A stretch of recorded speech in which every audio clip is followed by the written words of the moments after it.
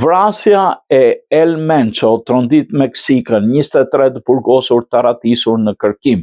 Policia në Meksik është vënë në kërkim të burgosëve që u ratisin nga një burg në Puerto Vallarta gjatë një valë sulmesh të nisura nga karteli gjeneratës së re të Jalisco të dielën. Puerto Vallarta ishte ndër qytetet ku CJGN blokoi rrugët dhe dogji makina si akmarrje për vrasje nga forcat e sigurisë të udhëheqësit të tyre Nemesio ose Guerra Cervantes, i njohur si El Mencho.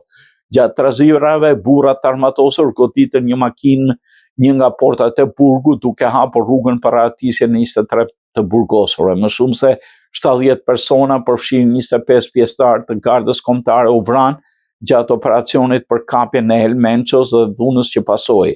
Juan Pablo Hernández, sekretari i sigurisë për shtetin Jalisco, tha se zyra e tij po punonte me shtetet e tjera për të kapur të ratisurit. Zyrtarët ende nuk kanë publikuar detaje mbi identitetin e burgosurve që u ratisën. Antarët e kartelit dogjën disa automjete në Puerto Vallarta të dielën, turistët e banorët u tronditën shumë dhe janë njoftuar të qëndrojnë brenda qendrave turistike.